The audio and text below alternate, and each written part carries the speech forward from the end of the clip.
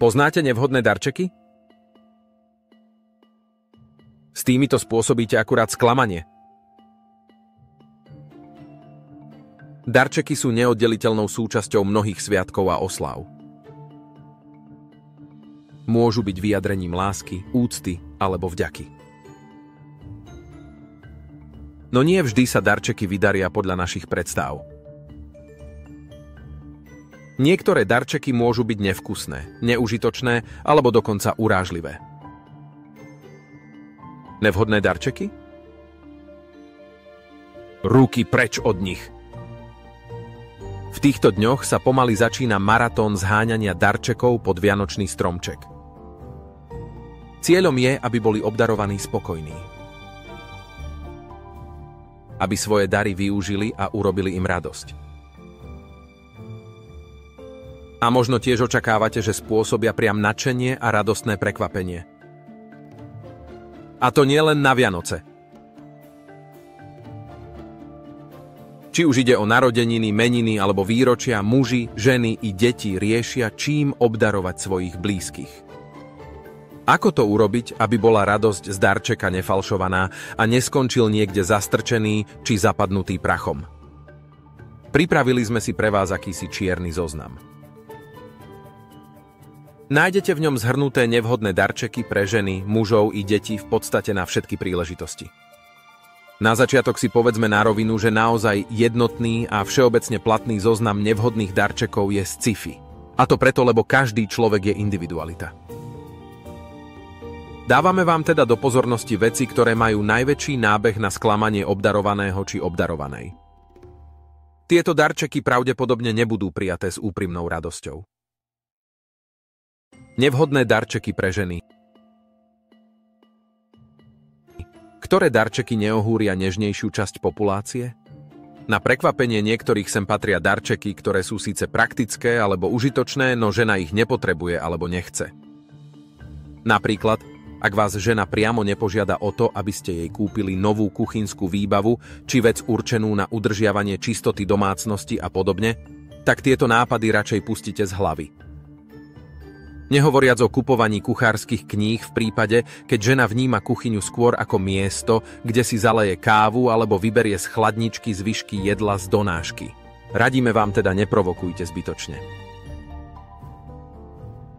Podobne provokatívny nádych majú darčeky poukazujúce na nejaký nedostatok, napríklad v podobe osobnej váhy či výživové doplnky určené na chudnutie alebo permanentka do posilňovne. Medzi nevhodné dary patria i duplikáty toho, čo už žena má. Toto sa týka aj nevhodných darčekov pre mužov, no u žien to zvýrazňujeme najmä preto, lebo muži duplicitu zvyčajne až tak negatívne neprežívajú. Ďalšou špecifickou oblasťou je kozmetika, ktorá sa vo všeobecnosti drží na popredných priečkach medzi najnakupovanejšími darčekmi. Pričom v tejto kategórii víťazia vianočné darčeky pre ženy. No pozor, je to dosť zradná oblasť. Nie je to len tak, že zoberiete pod pazuchu akúkoľvek sadu kozmetiky a odkráčate z obchodu. Kozmetikou totiž viete naozaj potešiť, no aj výrazne sklamať. Pokiaľ naozaj nemáte istotu v tom, čo žena rada používa, teda neovládate jej obľúbené značky, ale i skincare rutinu a bežne používané druhy produktov, prípadne nepoznáte ani len jej typ pleti, radíme vám, radšej sa kúpe kozmetiky vyhnite. Možno ani poriadne netušíte, čo žena považuje za naozaj kvalitnú kozmetiku. A pokiaľ si myslíte, že parfum je v tejto oblasti výnimkou a poteší v každom prípade, tak ani toto neplatí. Skôr berte do úvahy to, že vône, respektíve ich vnímanie je maximálne špecifické a vysoko individuálne. Každej žene vonia niečo iné.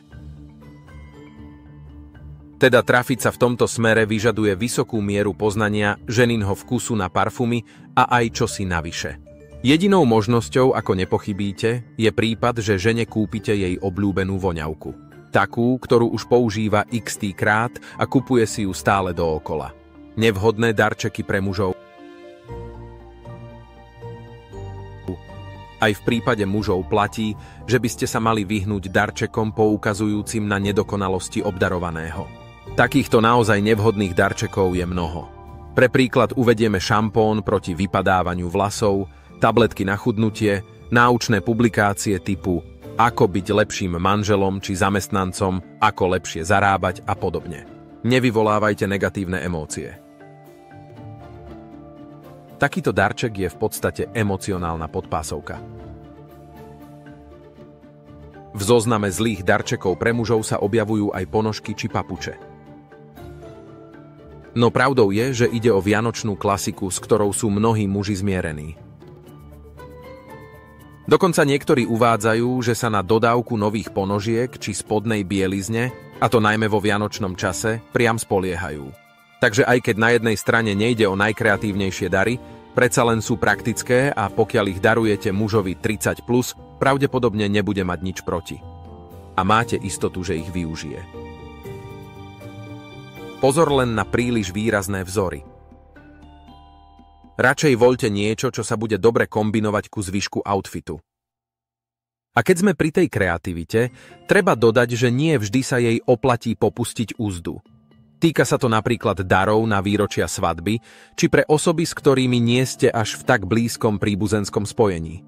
A čo sa napríklad Vianoc týka, vhodné zväčša nebývajú ani také uletenosti ako sveter s blikajúcimi sobmi, príliš vtipná a nepoužiteľná kravata či trenírky s vianočnými škriatkami.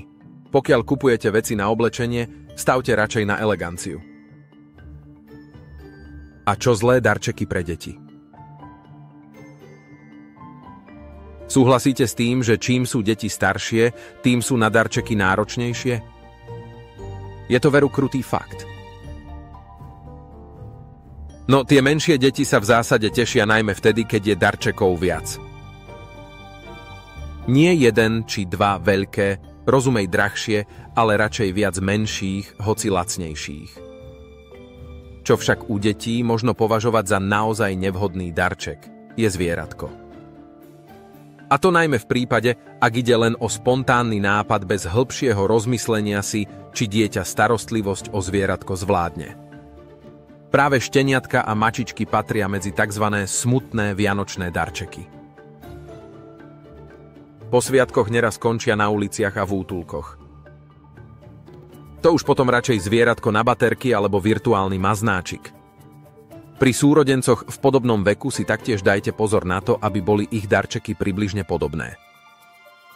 A nezabudnite na to, aby ich mali pod vianočným stromčekom rovnaké množstvo. Inak by to nemuselo spôsobiť u potomkov najlepšie naladenie. Tak si to poďme zhrnúť.